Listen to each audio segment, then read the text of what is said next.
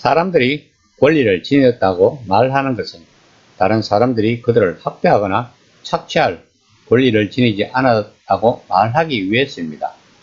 또한 권리는 약자를 지지하는 방편이 될 수도 있지만 동시에 다른 온갖 것들을 주장하는 방편이 될 수도 있습니다. 이를테면 사람들의 삶의 모든 영역에서 자신이 좋아하고 바라는 대로 하려 하지 않고 독단적으로 행동하고 더 나아가 교만하고 이기적이고 탐욕스럽게 살아갈 권리가 있다고 주장할 수 있는 것입니다. 바울은 우상에 바친 복의 문제를 다루면서 권리의 문제에 직면합니다. 그는 8장에서 복의 문제를 논했고 10장에서 다시 다룰 것입니다. 일부 고린도 교인들은 원하는 것은 무엇이든 먹을 권리가 있다고 강조해 왔습니다. 그들은 심지가 굳은 그리스도인으로서 고기 조각은 한낱 고기 조각일 뿐이고 그것이 접시에 오르기 전에 무슨 일이 있었든 상관없다고 여겼기 때문입니다. 또한 자신들이 로마 시민으로서 황제 축제에 참여할 권리가 있음을 바울에게 상기시키려 했을지도 모릅니다. 바울도 그들이 말하는 것에 동의합니다. 그 역시 심지가 굳은 그리스도인이며 로마 시민이기 때문입니다. 하지만 바울의 전체 주장은 자신의 권리를 아는 것은 한쪽 면만 보는 것에 불과하다는 것입니다. 나에게 무엇을 할 권리가 있으니 거침없이 나가서 그 일을 하겠다고 말하는 것으로는 곤란하다는 것입니다. 자신의 권리대로 행동하지 않는 것이 올바른 상황이 될 수 있다는 것을 바울은 이야기하고 있습니다. 바울은 자신이 사도로서 가진 권리를 상세히 묘사함으로써 또한 자신이 그 권리를 사용하지 않고 있음을 보여줌으로써 그는 고린도 교인들이 권리보다 중요한 것이 있음을 깨닫기 바라고 있습니다. 9장 1절에서 2절 말씀입니다. 내가 자유인이 아니냐 사도가 아니냐 예수 우리 주를 보지 못하였느냐 주 안에서 행한 나의 일이 너희가 아나니 다른 사람들에게는 내가 사도가 아닐지라도 너희에게는 사도이니 나의 사도됨을 주 안에서 인친 것이 너희라. 바울은 주님 안에 있는 사랑 때문에 자신이 자격이나 업적, 특권에 비해 자신에게 주어진 자유를 얼마나 희생하고 있는가를 역설하고 있습니다. 바울은 사도가 된다는 것은 부활하신 주님을 본 것을 뜻합니다. 고린도 교인들은 온갖 놀라운 기독교 체험을 해보았지만 이것만은 예외였습니다. 바울은 15장 5절에서 8절까지 말하듯이 부활하신 주님이 여러 사람에게 나타나셨지만 바울 자신이 그 마지막이었다고 말합니다. 사도란 죽었다가 다시 살아나신 예수님을 목격한 사람이고 따라서 한 분이신 참 하나님이 죽음의 세력을 깨뜨리셨고 더불어 인류를 노예로 삼는 다른 모든 세력을 깨뜨리셨다는 복음을 직접 세상에 전할 수 있는 사람입니다.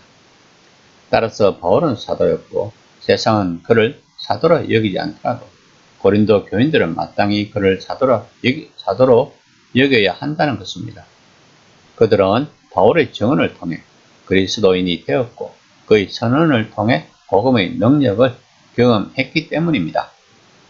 9장 4절에서 6절 말씀입니다. 우리가 먹고 마실 권리가 없습니까? 우리는 다른 사도들이나 주님의 형제들이나 게바처럼 믿는 아내를 데리고 다닐 권리가 없습니까? 또 나와 바나바만이 일하지 않아도 되는 권리가 없습니까? 바울은 사도의 권리를 이야기합니다. 이 당시 그리스도인들은 사도의 사역이 지속되도록 먹을거리와 가정에 드는 비용을 조달을 했습니다. 그런데 이 권리를 행사하지 않은 것은 바울 자신과 바나바밖에 없다고 이야기하고 있습니다. 바울은 일상생활에서 얻는 세 가지 보기를 들어 핵심을 설명합니다. 9장 7절 말씀입니다. 누가 자기 비용으로 곡물을 하겠느냐?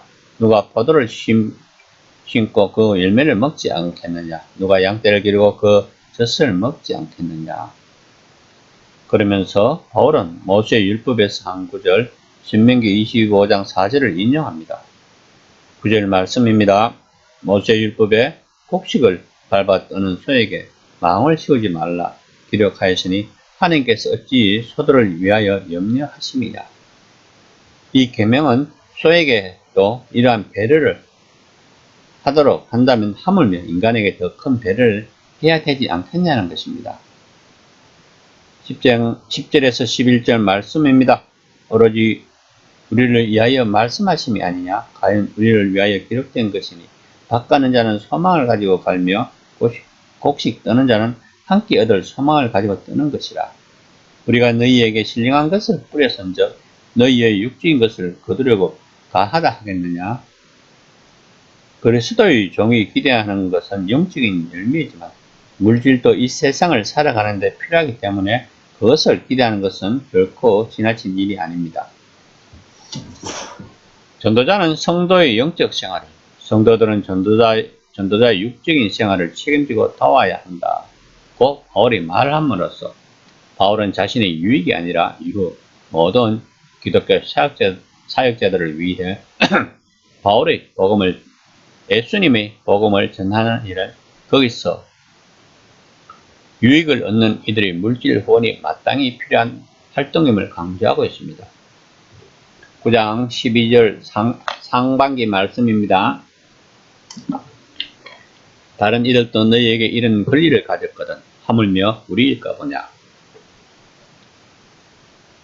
바울은 다른 이들보다 더 큰 권리를 가지고 있다고 이야기하고 있습니다. 그러나 바울은 사례를 달라는 것이 아닙니다. 바울에게는 여러 가지 권리가 있고 그 권리를 행사하지 않았습니다. 이제 바울은 그 이유를 다음 말씀에서 설명할 것입니다. 우리에게는 권리가 있으면 의무도 있습니다. 다시 말하면 권리가 중요하면 그만큼 의무도 중요하다는 것입니다. 그리스도인으로서 권리는 무엇일까요? 하나님 나라의 백성으로서의 권리일 것입니다. 그러나 그 권리는 우리가 하나님 나라의 백성으로서 의무를 다함으로써 누리는 것입니다. 그러면 하나님 나라의 백성으로서의 의무는 무엇일까요? 하나님에게 영광을 돌리며 항상 하나님을 예배하는 삶을 사는 것입니다. 우리가 하나님 나라의 백성으로서 의무를 다하면 권리는 저절로 따라오는 것입니다.